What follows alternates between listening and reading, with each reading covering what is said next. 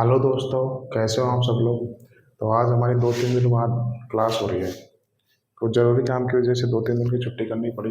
तो मैं उम्मीद करता हूँ कि आपने इन 2-3 दिनों में पिछला पूरा रिवाइज किया होगा। ठीक है, तो थेल्स थ्योरम हम लोग कर रहे हैं। तो आज ही क्लास में हम लोग थेल्स थ्योरम खत्म कर देंगे। उसके बाद में हम लोग करेंगे mid point theorem. Mid point theorem का कंसेप्ट स्टेटमेंट तो हमने पढ़ लिया, उससे क्वेश्चंस करना बाकी है। ठीक है, तो आज की क्लास में हम लोग सिमिलरिटी खत्म करने की कोशिश करेंगे। उसके बाद में हम लोग करेंगे कॉन्ग्रुएंसी, सर्वांग समता पढ़ेंगे। ठीक है, और देखो ट्राइंगल का सबसे इंपॉर्टेंट पार्ट है सिमिलरिटी। ठीक है, उसके बाद में सर्वांग समता।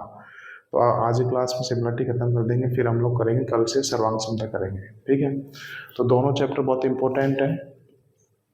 तो देखो अभी थेल्स थ्योरम के 2 क्वेश्चन रह जाते हैं, दोनों हाई लेवल के क्वेश्चन है। ठीक है, तो इनको और कर लेते हैं, उसके बाद में हम लोग करेंगे मिड पॉइंट थ्योरम के क्वेश्चंस करेंगे। ठीक है, तो कितने क्वेश्चंस कर चुके हैं हम लोग। क्वेश्चन 43 क्वेश्चन हम लोग कर चुके हैं। अब करेंगे क्वेश्चन नंबर 44। तो देखो ये 2 क्वेश्चन ऐसे हैं जो हाई लेवल क्वेश्चन है, मेंस के टॉप लेवल क्वेश्चंस में आते हैं। ठीक है, तो ये वही स्टूडेंट कर पाएगा जिसने अच्छे से थेल्स थ्योरम का कंसेप्ट किया होगा। ठीक है, और बहुत सारी प्रैक्टिस की होगी।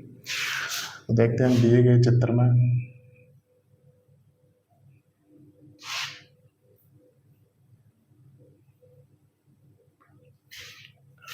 ABCD एक आयत है।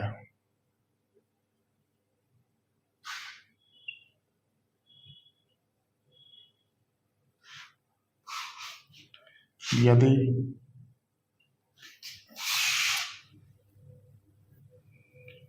त्रिभुज EFC का क्षेत्रफल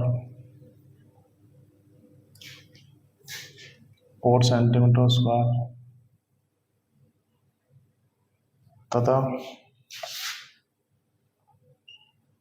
BFC का क्षेत्रफल 5 सेंटीमीटर स्क्वायर है, तो चतुर्भुज ADEF का क्षेत्रफल ज्ञात करो। ठीक है, ये क्वेश्चन है हमारा। मैं इसका डायग्राम बना देता हूँ। ये एक हमारा आयत है,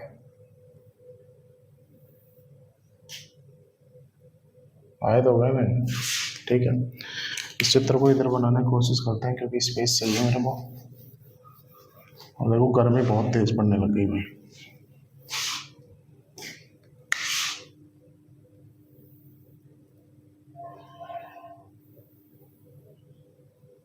ये आयत दे रखा है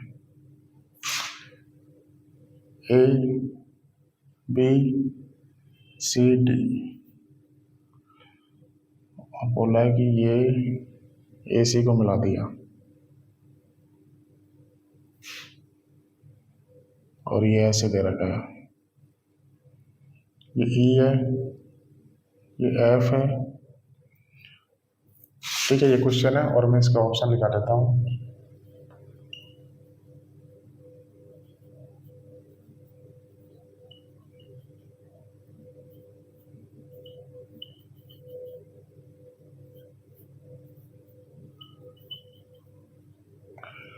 और हाई लेवल क्वेश्चन में पहले बता देता हूँ, वही स्टूडेंट के समझ में आएगा इसने पूरा कंसेप्ट अच्छे से किया होगा। बहुत दिमाग लगाना पड़ेगा इस सवाल में। ठीक है, तब तक आप नोट करो इसको।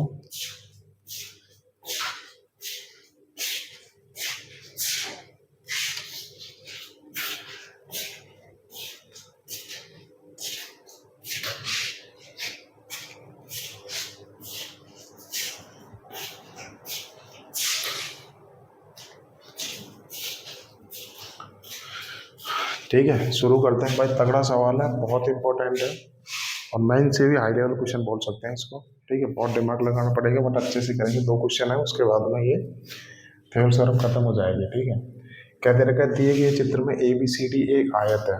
ABCD एक आयत है। ठीक है, यदि त्रिभुज EFC का क्षेत्रफल 4 सेंटीमीटर स्क्वायर है। त्रिभुज EFC, ये त्रिभुज EFC का क्षेत्रफल दे रखा है 4 सेंटीमीटर स्क्वायर है। और BFC इसका क्षेत्रफल दे रखा है 5 सेंटीमीटर स्क्वायर है।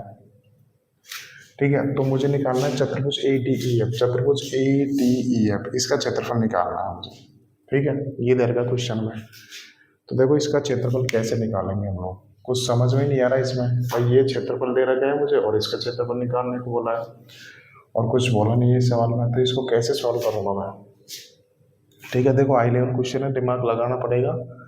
ये उन्हीं स्टूडेंट के समझ में आएगा जिसने कंसेप्ट अच्छे से किया होगा। ठीक है, यकीन मानना दोस्तों, 100 में से 4-5% स्टूडेंट ही ये क्वेश्चन पेपर में करके आएंगे और ये मोस्ट इंपॉर्टेंट क्वेश्चन है। ठीक है, अगर पेपर के लेवल बढ़ा तो ये सवाल जरूर पूछा जाएगा। ठीक है, तो शुरू करते हैं। तो देखो इस सवाल में मेरे को कुछ भी नहीं दे रखा है, एरिया दे रखा है, मुझे ये एरिया ही निकालना है। ठीक है, तो अब इसको कैसे सॉल्व करेंगे। तो अब देखो मैंने आपको कंसेप्ट बताया था, अगर आपको ध्यान हो तो। क्या कंसेप्ट कि CV1 बेस को जिस रेशो में डिवाइड करते हैं एरिया भी उसी रेशो में डिवाइड होता है, ये कंसेप्ट बताया था ना। अब इसी कंसेप्ट का हम लोग इस्तेमाल करेंगे। देखो मेरे को ये एरिया दे रखा है, ये एरिया दे रखा है, तो मैं इसी पोर्शन पे काम करूंगा ना भाई, जो डाटा गिवन है उसी पे तो काम करता है। ठीक है, तो आप अब अच्छे से देखो, आप त्रिभुज ECB में देखो, देखो तगड़ा सवाल है, तो मैं बिल्कुल आपको हर एक चीज लिखा लिखा के बताऊंगा। ठीक है, ECB इस त्रिभुज में देखो। ठीक है, ये दे रखा है, ये एरिया 4 सेंटीमीटर स्क्वायर दे रखा है, ये एरिया 5 सेंटीमीटर स्क्वायर दे रखा है। देखो ये चीज़ मुझे गिवन है तो मैं इसी पे तो काम करूंगा ना, जो डाटा मुझे गिवन है वो उसी पे काम करूंगा। ठीक है, तो आप ध्यान से देखो, ये त्रिभुज EBC में ये CF क्या हो गई, CF CVN नहीं हो गई क्या, ये CF CVN हो गई ना। अब CVN का कंसेप्ट मैंने बताया था, किसी भी त्रिभुज में CVN बेस को उसी रेशियो में डिवाइड करती है जिस रेशियो में त्रिभुज का एरिया डिवाइड होता है। ठीक है, यही बताया था मैंने। ठीक है, तो यहाँ पे देखो ये क्षेत्रफल, ये एरिया 4 सेंटीमीटर स्क्वायर दे रखा है, ये एरिया 5 सेंटीमीटर स्क्वायर देगा, इसका बेस भी 4:5 में डिवाइड होगा कि नहीं होगा। CV1 बेस को उसी रेशियो में डिवाइड करती है जिस रेशियो में ट्राइंगल का एरिया डिवाइड होता है। ठीक है, तो ट्राइंगल का एरिया देखो 4-5 या 4 सेंटीमीटर स्क्वायर देगा, 5 सेंटीमीटर स्क्वायर, इनका रेशियो लूंगा तो वही बेस का रेशियो हो जाएगा ना। तो यहाँ से EF से FB का रेशियो आ गया 4:5 आ गया। ठीक है, कौन कौन सा, ये EF से और FB का रेशियो कितना आ गया, 4:5 आ गया। ठीक है, यहाँ तो कोई दिक्कत नहीं होनी चाहिए भाई आपको, ये मैंने CVN का कंसेप्ट लगा दिया। ठीक है, एरिया जिस रेशियो में डिवाइड होगा बेस का एरिया भी उसी रेशियो में डिवाइड होगा, ये CVN लगा दिया हमने यहाँ पर। ठीक है, अब इसकी जरूरत नहीं है। अब आप ध्यान से देखो, ये अब भी ये सवाल सॉल्व नहीं हुआ। ठीक है, तो अब मैं क्या करूँगा, अब इसमें एक कंसेप्ट और लगेगा, देखो 2-3 कंसेप्ट लगेंगे इसमें, इसीलिए तो तगड़ा सवाल है। ठीक है, अब आप ध्यान से देखो, आपको कुछ दिखाई दे रहा है क्या भाई, आयत में हमने सामने की वजह समांतर होती है ना, और बराबर भी होती है आमने सामने की साइड, ये आपको पता है अच्छे से। ठीक है, आयत में आमने सामने की भुजा बराबर होती है और समानांतर भी होती है। ठीक है, तो ये चीज़ देखेंगे। अब आप ध्यान से देखो मेरे को, ये चीज़, ये डाटा गिवन है तो इसी पे काम करूंगा ना। तो देखो यहाँ तो सिमिलरिटी लगनी चाहिए, आप लोग अच्छे से देख पा रहे होंगे। यहाँ पे आपको कैची फिगर दिखाई दे रही है, कौन सी, ये EFCBA, मैं आपको बना के भी बता देता हूँ। ये कैची फिगर मैंने आपको बताई थी कि नहीं बताई, ये दिखाई दे रही है यहाँ पे, ये E है, ये C है, ये F है, ये A है, ये B है। देखो ये कैची फिगर दिखाई दे रही है ना, ये दोनों लाइन पैरेलल लाइन है ना, तो ये आमने सामने के दोनों त्रिभुज सिमिलर हो गए कि नहीं हो गए, ये मैंने आपको बताया था। अब देखो ये रेशियो मेरे को 4:5 दे रखा है। ठीक है, संगत साइड का रेशियो 4:5 है, तो ये रेशियो भी 4:5 होना चाहिए कि नहीं होना चाहिए, क्योंकि आमने सामने के दोनों त्रिभुज कैसे हैं, सिमिलर है भाई। इन दोनों त्रिभुजों में ये तो करस्पॉन्डिंग एंगल हो गया। ठीक है, अब अगर ये थीटा है तो ये थीटा होगा, एकांतर कोण, अगर ये अल्फा है तो ये भी अल्फा होगा ना। ठीक है, अब देखो यहाँ पे अल्फा के सामने 4:5 दे रखा है, यहाँ पे अल्फा के सामने 4 है, यहाँ पे अल्फा के सामने 5 है, तो संगत साइड का रेशियो 4:5 दे रखा है। ठीक है, तो थीटा के सामने भी तो 4:5 होगा, तो ये रेशियो 4:5 है, तो ये रेशियो भी तो 4:5 होगा ना, संगत साइड का रेशियो। ठीक है, तो ये रेशियो भी कितना होगा, यहाँ से 4:5 होगा कि नहीं होगा। ठीक है, अब देखो इसकी मेरे को जरूरत है नहीं, यहाँ तक समझ गए होंगे। लगा दिया मैंने भाई, कैसे फिगर लगा दिया ना, सिमिलर हो गई। ये दोनों त्रिभुज कैसे हैं, दोनों त्रिभुज सिमिलर है। अगर ये रेशियो 4:5 है तो ये रेशियो भी तो 4:5 होगा। ठीक है, यहाँ तक कोई दिक्कत नहीं होनी चाहिए। बस अब ये सवाल सॉल्व हो गया, अगर आप लोग अच्छे से देख पा रहे हो तो। अब देखो इस त्रिभुज में देखो, आप इस त्रिभुज ABC में देखो, त्रिभुज ABC में देखो BF इस त्रिभुज की CVN है ना, तो जो रेशियो बेस का होगा वही रेशियो किसका होगा, एरिया का होगा। तो एरिया का रेशियो भी कितना होगा, 4:5 होगा ना। अब देखो 4 की वैल्यू सॉल्व 5 दे रखी है भाई, ये एरिया का रेशियो भी तो 4:5 होगा ना। ये CVN है ना, BF बेस को जिस रेशियो में डिवाइड करेगी एरिया भी उसी रेशियो में डिवाइड हो जाएगा। तो 4 की वैल्यू कितनी दे रखी है मेरे को, 4 की वैल्यू दे रखी है 5 सेंटीमीटर, कितना गुना दे रखी है, 1.25 गुना दे रखी है, तो 5 की वैल्यू भी 1.25 आ जाएगी। कितनी आ जाएगी? 6.25 सेंटीमीटर स्क्वायर आ जाएगी ना। ठीक है, तो इस त्रिभुज त्रिभुज ए एफ बी का एरिया निकाल लिया, मैंने 6.25 सेंटीमीटर स्क्वायर निकाल लिया। ठीक है, अब यहाँ तक कोई दिक्कत नहीं होनी चाहिए, बस ये सवाल सॉल्व हो गया। और आपको आयत का ये कंसेप्ट पता होना चाहिए कि आयत में अगर मैं विकर्ण खींचता हूँ तो एरिया को दो बराबर भागों में डिवाइड करता है ना। जैसे सपोज करो मैंने आयत में ये विकर्ण खींच दिया, तो अगर ये एरिया एक्स है तो ये एरिया भी एक्स होता है ना। ये मैं आपको बाद में बताऊंगा, बट ये चीज़ तो आपको आती होगी, बेसिक चीज़ है कि आयत में विकर्ण एरिया को दो बराबर भागों में डिवाइड करता है। ठीक है, तो जो एरिया ये होगा वही एरिया ऊपर वाला होगा कि नहीं होगा। तो ये टोटल एरिया कितना आ गया? 6 5 11.25 आ गया ना, टोटल एरिया 11.25 आ गया। तो ये पूरा एरिया ए डी सी का एरिया भी 11.25 आएगा। अब मुझे इसका एरिया निकालना है। ठीक है, अब ये दे देते हैं मेरे को 4 सेंटीमीटर, तो इसमें से घटा दूंगा तो कितना आ जाएगा? 7.25 आ जाएगा कि नहीं आ जाएगा? तो कौन सा ऑप्शन दे रहा है? तो option B is the right answer. देखो 2 3 कंसेप्ट लगाने पड़े, इसमें आपको समझना पड़ेगा। पहली बार अगर आप इसको एग्जाम में पेश करोगे तो बहुत कम ही स्टूडेंट कर पाएंगे। तो अगर आपने ऐसे क्वेश्चंस की प्रैक्टिस कर ली तो आपको दिक्कत आएगी। ठीक है, कुछ नहीं करना था, बस कैंची फिगर ढूंढनी थी, और जिस सेवन बेस को जिस रेशियो में डिवाइड करता है एरिया भी उसी रेशियो में डिवाइड हो जाता है। ठीक है, और फिर लास्ट में कंसेप्ट लगाना था कि आयत का विकर्ण आयत को दो बराबर भाग क्षेत्रफल वाले भागों में डिवाइड करता है। ठीक है, तो अगर ये 11.25 है तो ये भी 11.25 होगा। अब उसमें ये त्रिभुज दे रखा है, तो इस पूरे में से अगर ये त्रिभुज घटा दूंगा तो इस त्रिभुज का एरिया आ जाएगा कि नहीं आ जाएगा। ठीक है, तो ऐसे ही सवाल सॉल्व होगा। फिर भी अगर समझ में नहीं आया तो फिर से आप घर पर रिवाइज करोगे तो ये अच्छे से आ जाएगा आपको। ठीक है, देखो मेंस लेवल क्वेश्चन था, हर एक स्टूडेंट के समझ में आया नहीं होगा, बट बार बार इन चीज़ों को रिवाइज करोगे तो ये आपको अच्छे से आ जाएगा। ठीक है, ऐसे क्वेश्चंस की आपको प्रैक्टिस करनी चाहिए, क्योंकि यहाँ से ही आपकी थिंकिंग बढ़ेगी और कॉन्फिडेंस भी बूस्ट होता है। ठीक है,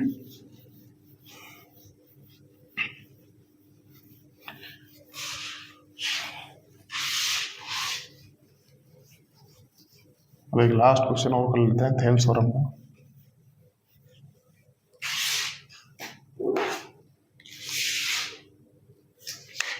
क्वेश्चन नंबर 45 दिए गए चित्र में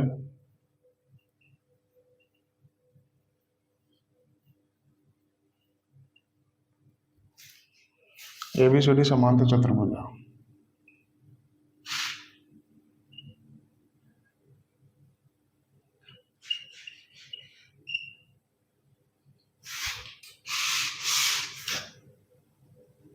एडी को बिंदु एम तक बढ़ाया जाता है।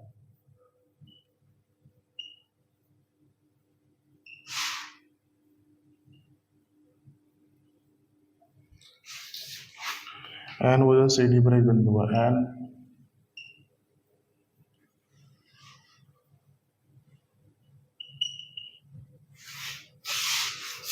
बी एन को डी से मिलाने के लिए। देखो थोड़ा सा क्वेश्चन लेंथी है,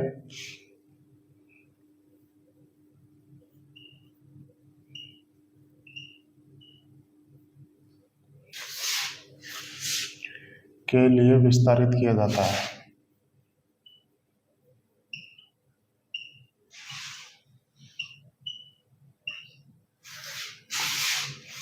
यदि एन 21 सेंटीमीटर है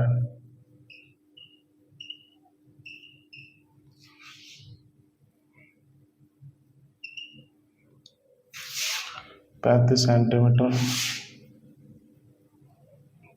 तो एम एन ज्ञात करो। देखो हाई लेवल क्वेश्चन है, मैं पहले बता रहा हूँ, उन्हीं स्टूडेंट की समझ में आएगा जिन्होंने कंसेप्ट अच्छे से किया होगा। ठीक है, ये चित्र क्वेश्चन में गिवन है।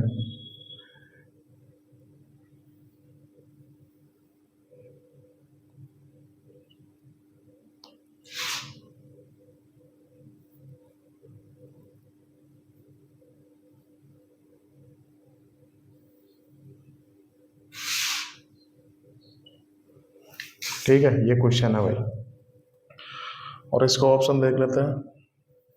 प्रीवियस ईयर मेंस का क्वेश्चन है, ऐसा नहीं है कि मैं ज़्यादा ही हाई लेवल करवा रहा हूँ। ठीक है,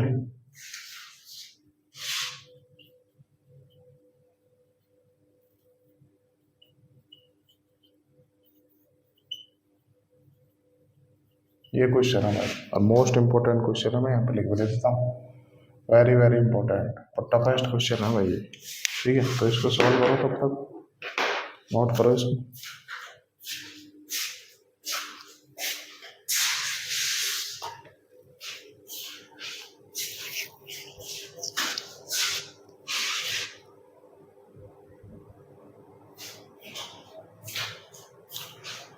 ठीक है, तो सॉल्व करते हैं भाई, तगड़ा सवाल है, ध्यान से देखेंगे।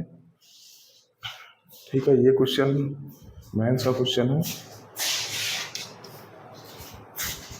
मेंस का प्रीवियस ईयर क्वेश्चन है भाई, इसको सॉल्व करते हैं। क्या दे रखा है, दिए गए चित्र में ए बी सी डी समांतर चतुर्भुज है।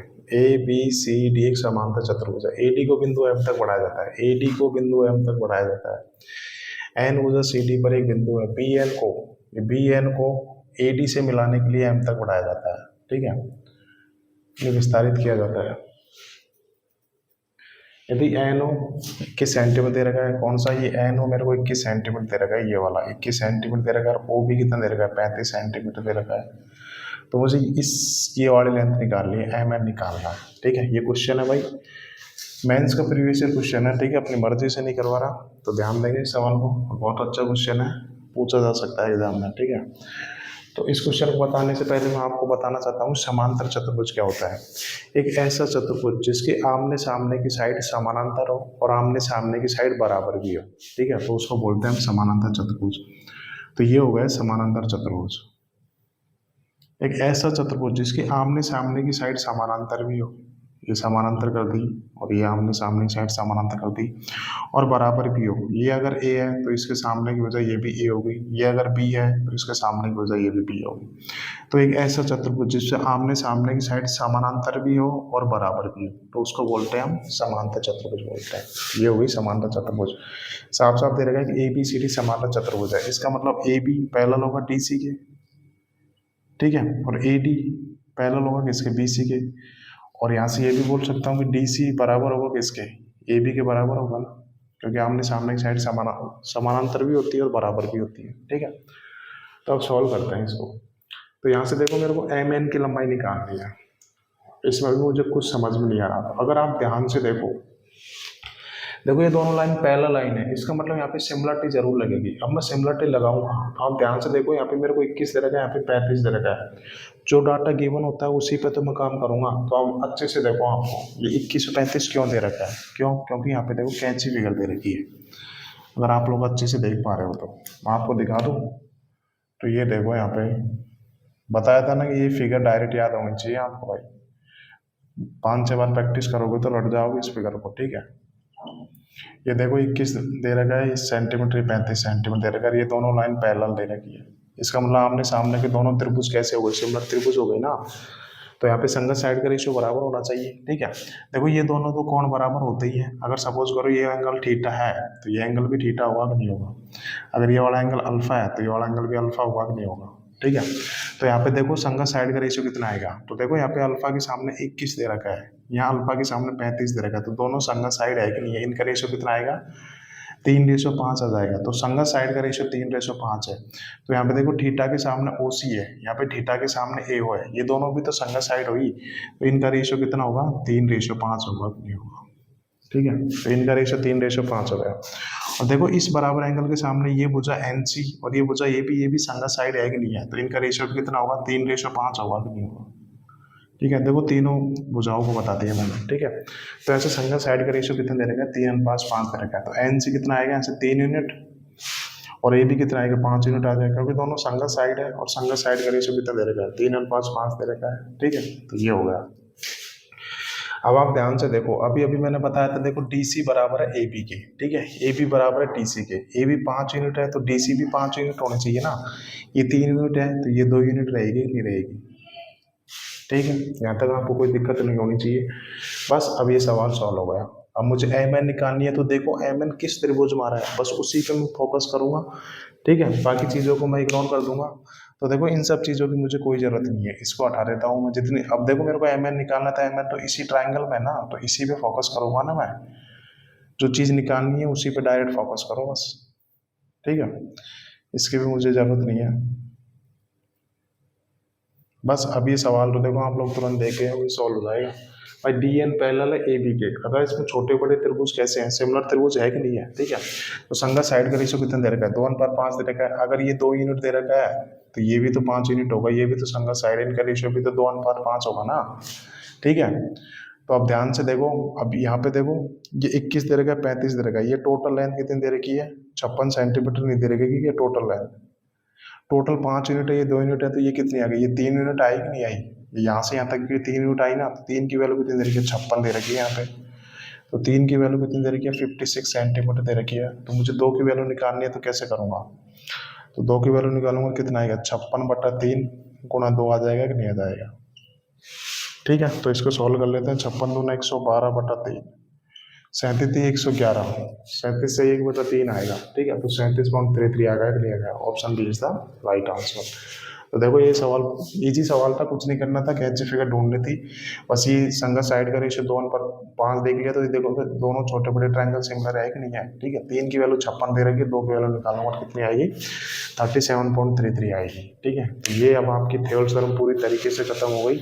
ये 2 क्वेश्चन मैंने high level mains level question कराए हैं, ठीक है। अब आपको दिक्कत आनी नहीं चाहिए।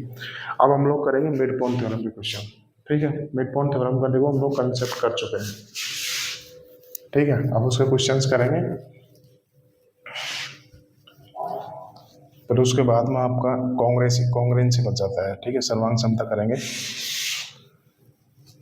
तो काफ़ी स्टूडेंट को दिक्कत आती है सिमिलरिटी कॉन्ग्रेंसी में, बट मैं आपको अच्छे से डिटेल कर रहा हूँ। सिमिलरिटी तो खत्म हो गई भाई अब यहाँ से, बस मिड पॉइंट थ्योरम के क्वेश्चन ले जाते हैं। थ्योरम थ्योरम बिल्कुल पूरी तरीके से खत्म हो गई, ठीक है। तो अब हम करेंगे मिड पॉइंट थ्योरम के क्वेश्चन हम लोग करेंगे, ठीक है। तो मैंने आपको मिड पॉइंट थ्योरम का कंसेप्ट बता चुका, मैं फिर से एक बार रिवाइज करा देता हूँ।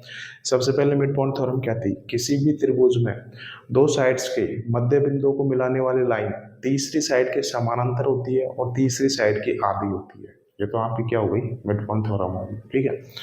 अब मैंने आपको बताया था मिड पॉइंट थ्योरम का उल्टा, क्या बताया था, किसी भी त्रिभुज में मध्य बिंदु से समानांतर लाइन खींचते हैं तो वो जो लाइन अपोजिट साइड को भी मिड पॉइंट पे जाके मिलेगी, वो सामने वाली साइड को भी मिड पॉइंट पे जाके मिलेगी। किसी भी त्रिभुज में मिड पॉइंट से समानांतर लाइन खींचते हैं तो दूसरी साइड के भी मध्य बिंदु पर ही जाकर मिलती है, ठीक है। ये मैंने आपको 2 कंसेप्ट बताया था, एक तो मिड पॉइंट और मिड पॉइंट थ्योरम का उल्टा बताया था, ठीक है। विद प्रूफ करके भी बताया था मैंने आपको, रिवाइज भी करा दिया। तो अब हम लोग क्वेश्चन करते हैं भाई, क्वेश्चन करेंगे 46। अब यहाँ से मिड पॉइंट थ्योरम का क्वेश्चन हो गई, थ्योरम थ्योरम पूरी तरीके से खत्म हो गई, ठीक है। त्रिभुज एबीसी में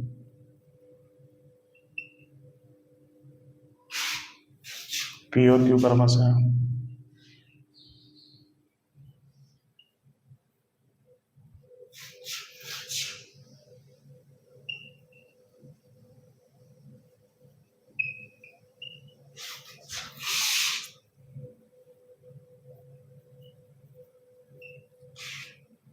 यदि पी के ऊपर कोई बिंदु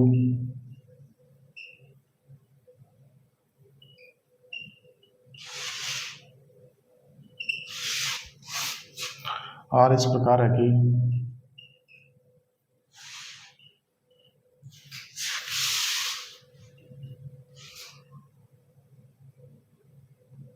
पी आर से आर के रेशो दे रखा है मेरे को 3:5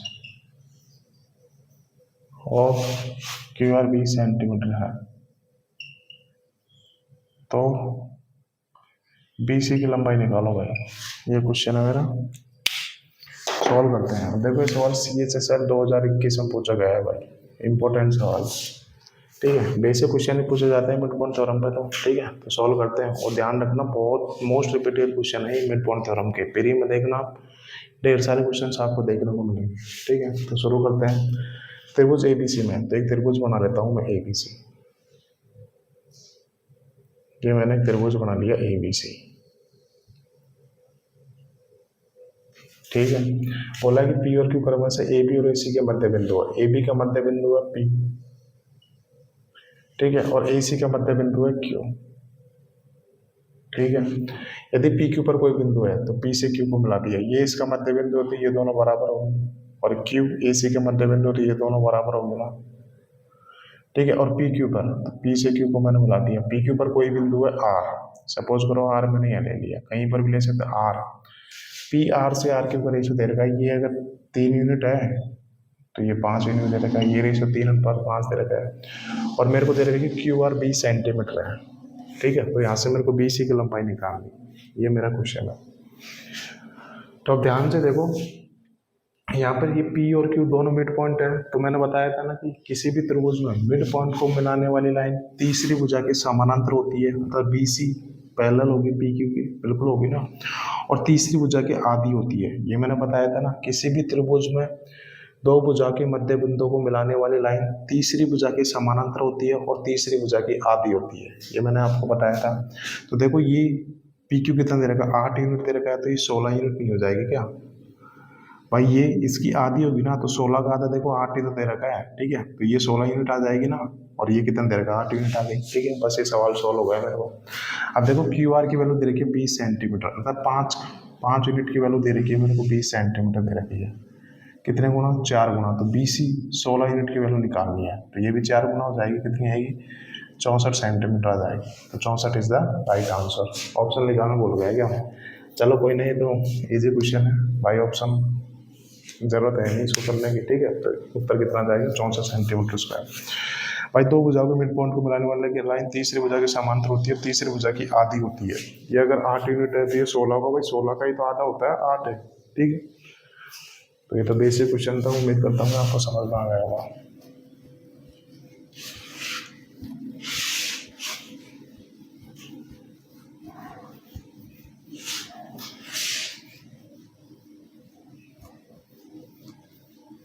अगला देखते हैं क्वेश्चन नंबर 49। दिए गए चित्र में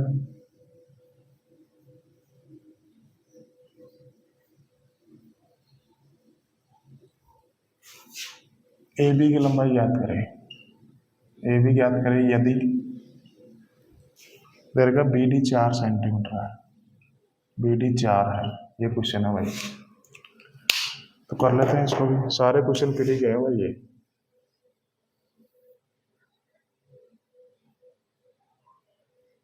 थोड़ा जल्दी करेंगे क्योंकि बेसिक क्वेश्चन है, बस कंसेप्ट पता होना चाहिए आपको, तुरंत कर लोगे, इसमें ज़्यादा दिमाग लगाना भी नहीं है। और मिड पॉइंट थ्योरम बहुत इंपॉर्टेंट थ्योरम है पीरी के पॉइंट ऑफ व्यू से।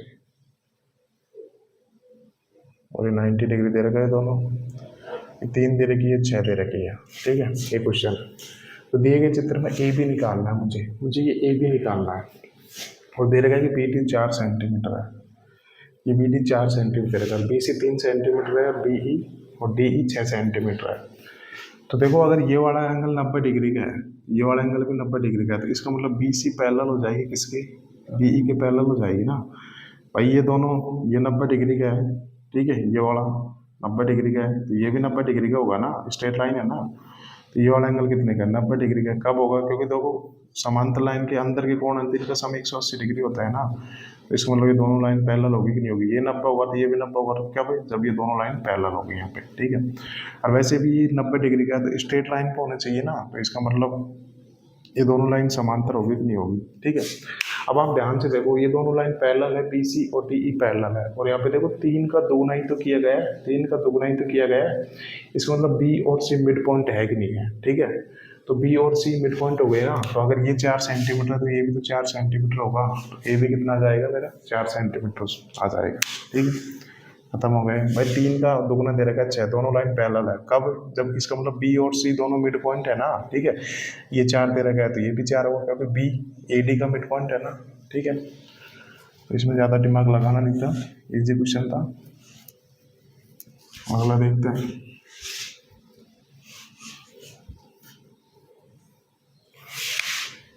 क्वेश्चन नंबर कौन सा करेंगे,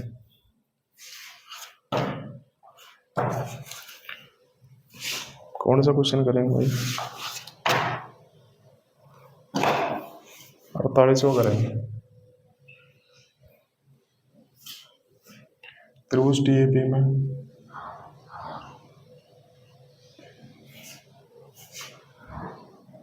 TAP 60 डिग्री दे रखा है, TA 6 सेंटीमीटर है, ए पी 8 सेंटीमीटर है।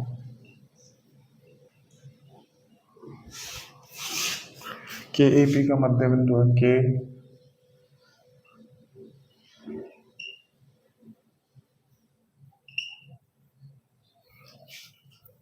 के से गिरेगा टी पी से,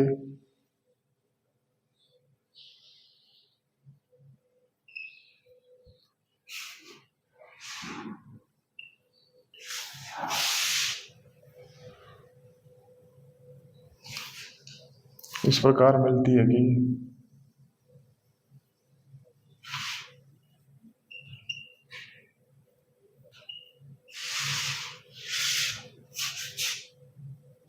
एंगल ए के ओ 120 डिग्री है।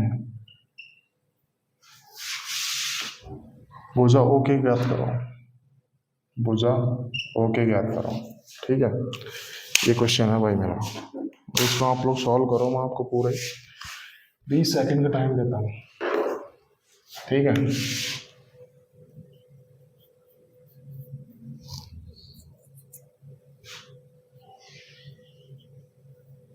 सॉल्व करो भाई इसको।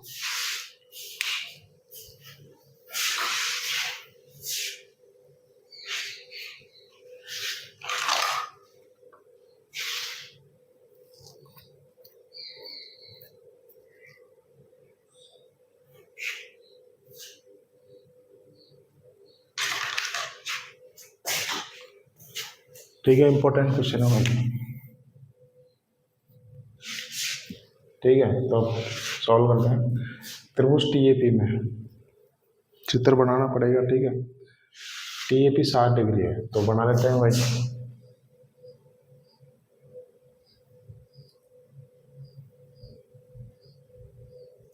कि टी ए पी, एक त्रिभुज बना लिया टी ए पी, और बोला है कि ये वाला एंगल 60 डिग्री का है।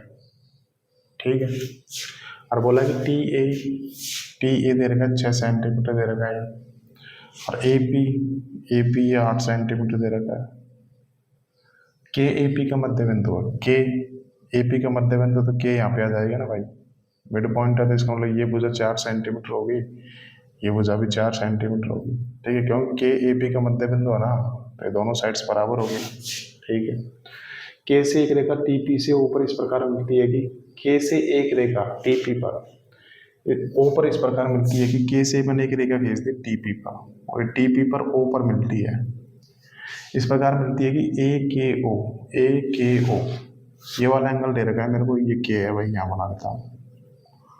ये वाला एंगल दे रखा है मेरे को, कितना दे रखा है, 120 डिग्री का दे रखा है। तो ओ के निकालना है मुझे, ये साइड निकालनी है। ठीक है, तो सॉल्व करते हैं। तो अब कैसे सॉल्व करेंगे इसको, तो देखो ये वाला एंगल अगर 120 डिग्री का है, तो ये वाला एंगल कितने का बचा, ये 60 डिग्री का बचा कि नहीं बचा। स्ट्रेट लाइन मतलब 180 डिग्री होता है। ठीक है, तो ये 60 आ गया। अब कैसे सॉल्व करेंगे इसको, तो अब ध्यान से देखो ये एंगल 60 डिग्री का दे रखा है। अब इसकी जरूरत है नहीं, इसको मिटा देता हूँ। देखो ये वाला एंगल 60 डिग्री का दे रखा है, और ये वाला एंगल भी 60 डिग्री का दे रखा है। कब देखो ये तो संगत कोण हो गए ना, ये कब पॉसिबल होगा, जब ए टी पैरेलल होगा किसके, के ओ के पैरेलल होगा, तभी तो ये चीज़ पॉसिबल होगी। ठीक है भाई, ये वाला एंगल ये ऐसे ही तो दे रखा है, ये दोनों समांतर लाइन दे रखी है। ठीक है, ये इनकी तिरक लाइन दे रखी है, और अगर ये वाला एंगल 60 डिग्री का है, ये दोनों समांतर लाइन दे रखी है। ये वाला एंगल 60 डिग्री का है, तो देखो ये वाला एंगल भी तो 60 डिग्री का होगा, ये 60 डिग्री का, तो ये वाला एंगल भी 60 डिग्री का होगा। ठीक है, तो ये हो गया यहाँ से। अब आप ध्यान से देखो, अब मैंने आपको पढ़ाया था थ्योरम को उल्टा पढ़ाया था।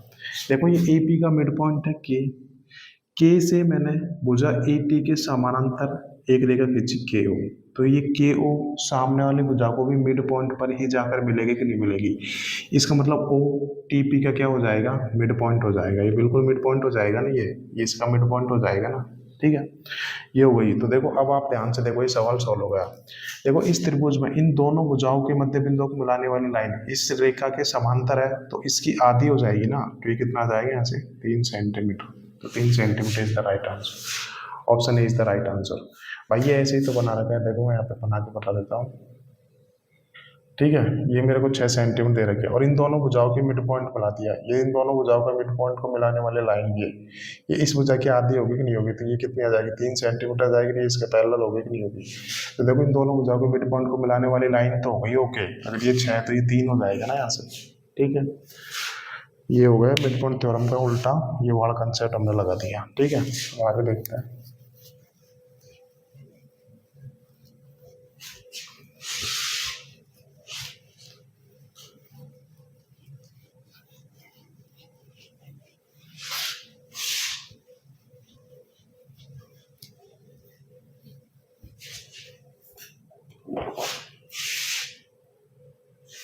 क्वेश्चन नंबर 51 करते हैं भाई।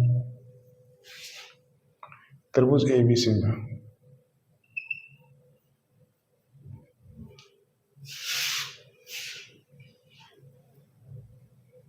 AB और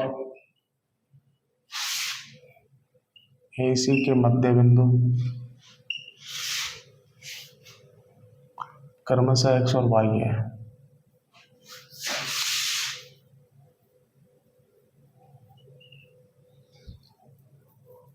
यदि BC प्लस XY 24 इकाई है,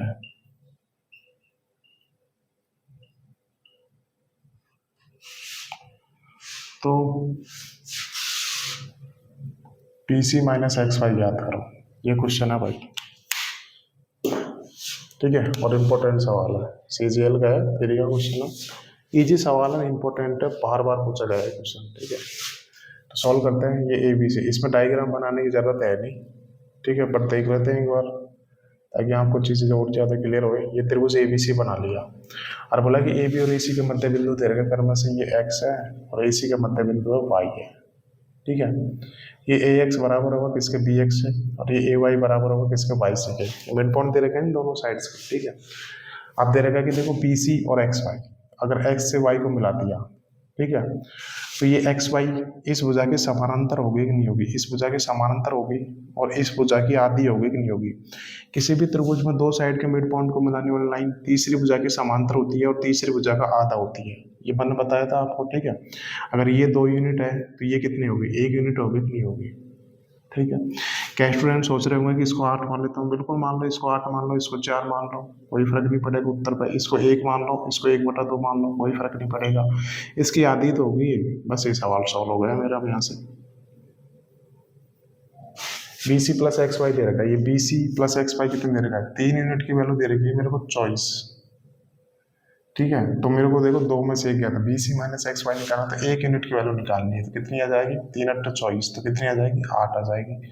तो 8 इज द राइट आंसर। ठीक है, तो देखो इस सवाल में आपको डायग्राम बनाने की जरूरत थी नहीं, बट मैंने आपको बना के बता दिया। ठीक है, तो अब लास्ट क्वेश्चन कर लेते हैं भाई, आखिरी आज की क्लास का। ठीक है, क्योंकि फिर मीडियल ट्रायंगल करेंगे, उसको कम से कम 15-20 मिनट चाहिए आपको समझाने में, प्रूफ भी करवाना पड़ेगा।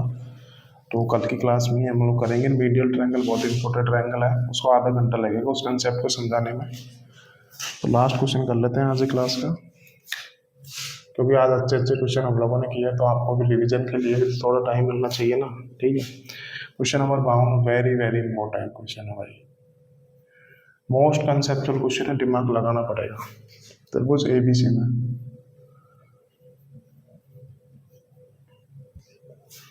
BC बराबर 24 सेंटीमीटर और त्रिभुज का क्षेत्रफल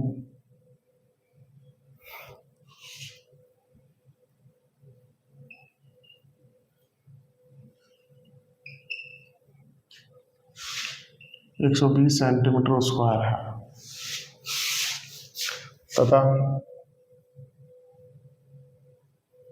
AD लंब है BC पर, तो BD के मध्य बिंदु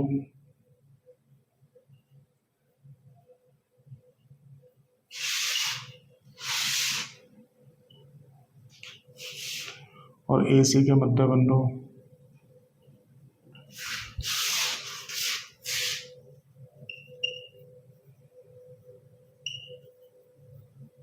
के बीच की दूरी ज्ञात करो।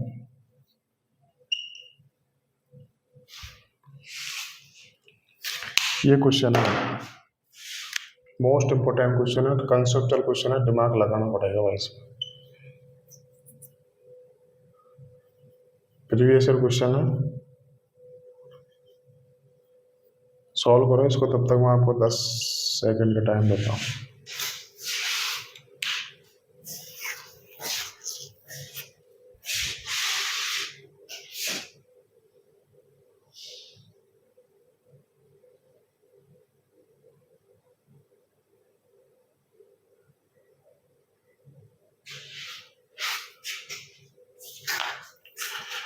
ये सवाल को आप कई तरीके से कर सकते हैं, मैं आपको 2 तरीके से करके बता देता हूँ, ठीक है। और सारे तरीके आप देख लेना आपको किस हिसाब से करना है। इस सवाल को करने के बहुत सारे तरीके हैं, बट मैं वही तरीके बताऊंगा जो ज़्यादा इजी रहेगा, ठीक है।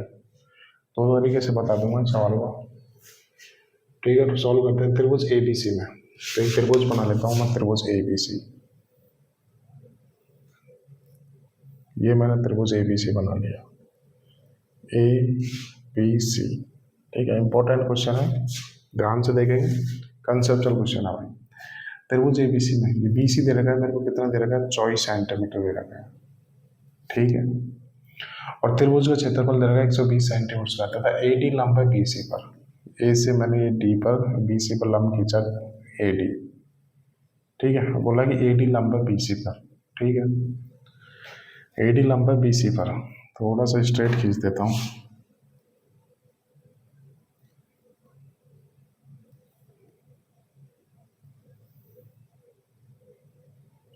AD लंब है BC पर, और बोला है कि BD के मध्य बिंदु, BD का मध्य बिंदु ये ले लिया सपोज करो, BD का मध्य बिंदु, इसका मतलब ये दोनों साइड बराबर हो गया। BD का मध्य बिंदु और AC का मध्य बिंदु, तो इसको नाम दे देता हूँ P, दे देता हूँ इसका नाम, ठीक है। और AC का मध्य बिंदु, इसका नाम दे देता हूँ Q। तो इसका मतलब AQ बराबर होगा QC के, ठीक है। और इनके बीच की दूरी निकालनी है, ये वाली दूरी मुझे निकालनी है, ये क्वेश्चन है। तो देखो कितना शानदार क्वेश्चन है, ठीक है। अब देखो मेरे को ये 24 सेंटीमीटर दे रखी है, और त्रिभुज का एरिया दे रखा है 120 सेंटीमीटर उसका। अब मैंने बताया था किसी भी त्रिभुज का एरिया क्या होता है, 1/2 आधार गुणा ऊंचाई, ठीक है।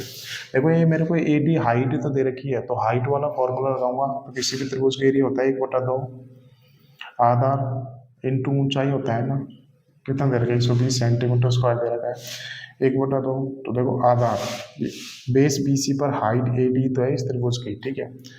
तो ये बेस BC कितना दे रखा है मेरे को, 24 सेंटीमीटर दे रखा है। ऊंचाई कितनी दे रखी है, AD दे रखा है 120 सेंटीमीटर स्क्वायर, कितना 24×5 AD कितना आ जाएगा, 10 सेंटीमीटर आ गया। तो ये AD मेरा कितना आ गया, 10 सेंटीमीटर आ गया यहाँ पे, ठीक है। तो ये यहाँ से मैंने AD निकाल लिया, AD कितना आया मेरा, 10 सेंटीमीटर। किसी भी त्रिभुज का एरिया होता है 1/2 आधार गुणा ऊंचाई, मेरे को ऊंचाई दे रखी थी, तो ये वाला फॉर्मूला मैं लगा लूंगा यहाँ पे, आधार दे रखा था मेरा, ठीक है। तो ये यहाँ से मैंने निकाल लिया। तो देखो ये साइड मेरे को दे रही है 10 सेंटीमीटर, ये साइड दे रही है मेरे को 24 सेंटीमीटर, और मुझे PQ निकालना है। तो देखो अभी इस सवाल में मेरे को कुछ भी समझ में नहीं आ रहा है कि मैं करूँ तो करूँ क्या, कुछ भी समझ में नहीं आ रहा, ठीक है। बस यहाँ पे देखो ये तो श्योर है कि मिड पॉइंट थ्योरम लगेगी, क्योंकि ये मिड पॉइंट दे रखा है, ये मिड पॉइंट दे रखा है। तो मुझे क्या करना है, PQ की लंबाई निकालनी है, ठीक है। तो ये दे रखा है यहाँ पे। तो अब मैं इस सवाल को कैसे सॉल्व करूँ, तो 2 तरीके से बताऊंगा मैं आपको, ठीक है। तो ये दे दिया यहाँ से, अब क्या करूँ। तो अब एक काम करते हैं, यहाँ पे हम लोग क्या करते हैं, थ्योरम को उल्टा लगा लेते हैं, ताकि किसी भी त्रिभुज के किसी भी भुजा के मिड पॉइंट को दूसरी भुजा के पैरेलल खींचते हैं, मिड पॉइंट से एक समांतर लाइन खींचते हैं, तो वो दूसरी साइड को भी मिड पॉइंट पे जाके मिलती है, ठीक है। सपोज करो मैं AC का मध्य बिंदु है Q, ठीक है। AC का मध्य बिंदु क्या दे रखा है मेरे को, Q दे रखा है, ठीक है। तो मैं क्या करता हूँ, इस मध्य बिंदु से भुजा AD के समानांतर एक लाइन खींच देता हूँ, मर्जी से खींच दी मैंने, ठीक है, क्योंकि मुझे कुछ गिवन ही नहीं है इस चीज़ में, ठीक है। तो ये मैंने मर्जी से खींच दी, क्यों खींच दी उसका बाद में रीजन बताऊंगा मैं। तो ये मैंने AD के समानांतर लाइन खींच दी मैंने, ये इसका नाम दे देता हूँ QR खींच दी। ये इसके पैरेलल मैंने एक लाइन खींच दी, QR खींच दी, ठीक है। अगर ये 90 डिग्री का है तो ये भी 90 डिग्री का होगा कि नहीं होगा, क्यों बताया था ना भाई, ये 90 डिग्री का ही होगा ना, ये स्ट्रेट लाइन है ना, सिमिलरिटी से 90 डिग्री का होगा ना, ये बताया था मैंने यार, ये अगर 90 डिग्री है तो ये भी 90 डिग्री का होगा ना, दोनों का सम 180 डिग्री होता है ना, तो यही तो ये 90 है तो ये भी 90 होगा अंदर का। भाई ये 90 डिग्री दे रखा है, ये दोनों पैरेलल लाइन दे रखी है, तो ये अंदर के कौन हो गए, ये भी 90 डिग्री का होगा कि नहीं होगा। अगर ये स्ट्रेट लाइन है तो ये भी 90 का होगा, तो ये कितने का आएगा यहाँ पे, 90 डिग्री का आएगा। ठीक है, सिमिलरिटी से आ गया। तो ये देखो ये सामने वाली साइड को भी मिड पॉइंट पे ही जाके मिलेगी। मैंने मिड मध्य बिंदु क्यू से ईपी एडी के समांतर रेखा खींची क्यू आर, तो ये आर भी तो मिड पॉइंट होगा, तो इसका मतलब ये डी आर पैरेलल होगा किस, डी आर बराबर होगा किसके, आर सी के, तो यहाँ से डी आर बराबर होगा आर सी के। ठीक है, तो इतनी सारी लेंथ हो गई, तो मैं इसका नाम ले देता हूँ। ये बी पी अगर एक्स है तो पी डी कितना हो जाएगा, एक्स हो जाएगा। ये भी अगर ये डी आर वाई है तो आर सी भी वाई हो जाएगा यहाँ से। ठीक है, ये चीज़ आ गई यहाँ से। तो देखो ये 90 डिग्री का, तो ये भी 90 होगा स्ट्रेट लाइन। ठीक है, अब आप ध्यान से देखो ये क्यू आर कितनी हो जाएगी, ये क्यू आर इसका आधा नहीं हो जाएगी का, तो क्यू आर कितनी आ जाएगी यहाँ से 5 सेंटीमीटर आ जाएगी, नहीं आएगी भाई, यही तो दे रखा है ये 10 सेंटीमीटर दे रखी है। इन दोनों साइड के मिड पॉइंट को मिलाने वाली लाइन तो है, क्यू और आर इनकी मिड पॉइंट तो है। ठीक है, तो इसका मतलब ये दोनों साइड इसके पैरेलल होंगी, और ये इसका आधा नहीं होगी 5 सेंटीमीटर। मिड पॉइंट को मिलाने वाली लाइन तीसरी भुजा का समांतर होती है, तीसरी भुजा का आधा होती है कि नहीं होती। तो ये कितना आ गया यहाँ से, क्यू आर आ गया मेरा 5 सेंटीमीटर आ गया। ठीक है, आ गए ना अच्छे से। अब आप ध्यान से देखो, अब आप देखो मुझे तो पी क्यू निकालना है, तो देखो आप इस त्रिभुज में देखो किस त्रिभुज में आ रहा है पी क्यू, देखो दिमाग लगाना पड़ेगा आपको। ठीक है, ये पी क्यू आर आ रहा है। ठीक है, देखो ये मेरे को 5 सेंटीमीटर दे रखा है और मेरे को पी क्यू निकालना है, और ये वाला एंगल 90 डिग्री का दे रखा है। तो अब देखो आप अच्छे से निकाल सकते हो। अगर मेरे को पी आर पता चल जाए तो पाइथागोरस से क्या पी क्यू नहीं आ जाएगी क्या, क्योंकि ये 90 डिग्री दे रखा है, तो ये कारण ही तो दे रखा है, तो पाइथागोरस से पी क्यू आ जाएगी। बस मुझे कैसे करके पी आर निकालना है। ठीक है, तो देखो आप पी आर अच्छे से निकाल सकते हो। कैसे, तो देखो ये लाइन पूरी 24 सेंटीमीटर दे रखी है यहाँ से यहाँ तक। ठीक है, और ऐसे कितनी दे रखी है, एक्स एक्स और वाई वाई, तो ये कितना आ जाएगा 2x + 2y। ये कितना दे रखा है मेरे को, 24 सेंटीमीटर दे रखा है, तो यहाँ से x + y कितना आ जाएगा, 12 सेंटीमीटर आ जाएगा कि नहीं आ जाएगा। तो भाई ये देखो ये x + y तो है पी आर, ये x + y तो है, ये कितना आ गया मेरा 12 सेंटीमीटर आ गया। ये 90 डिग्री का, तो ये कितना आ जाएगा 13 सेंटीमीटर नहीं आ जाएगा क्या। तो पी क्यू क्या आ जाएगा मेरा 13 सेंटीमीटर, तो option B is the right answer. ठीक है, एक तरीका तो ये होगा इस सवाल को करने का। ठीक है, अब दूसरा तरीका भी देख लेते हैं, वो भी भाई इतना ही लेंथी है, ऐसे कोई खास बात नहीं है कि वो जल्दी हो जाएगा, तो उससे और देख लेते हैं। ठीक है, तो मैं इसको मिटा देता हूँ।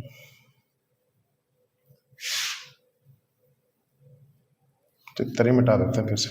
ठीक है, वो तरीका हुआ है, दूसरा तरीका और देख लेते हैं, जो आपको सुटेबल लगे उससे कर लेना, दिमाग दोनों में लगाना पड़ेगा। इसको थोड़ा सा बड़ा बनाते हैं। ये त्रिभुज ABC बना दिया मैंने, और BC दे रखा है मेरे को 24 सेंटीमीटर दे रखा है पूरा, ये BC पूरा 24 सेंटीमीटर दे रखा है, और त्रिभुज का क्षेत्रफल 120 सेंटीमीटर दे रखा है। AD सॉरी फ्रेंड्स, ये AD BC पर क्या है, लंब है भाई, AD BC पर लंब है। ठीक है, ये कितना आया था मेरा 10 सेंटीमीटर आया था ना, ये 10 सेंटीमीटर आया था, क्षेत्रफल से निकाला था। तब BD का मध्य बिंदु सपोज करो ये P ले लिया, और AC का मध्य बिंदु ये ले लिया मैंने, Q ले लिया, तो इनके बीच की दूरी निकालना था, पी क्यू निकालना है।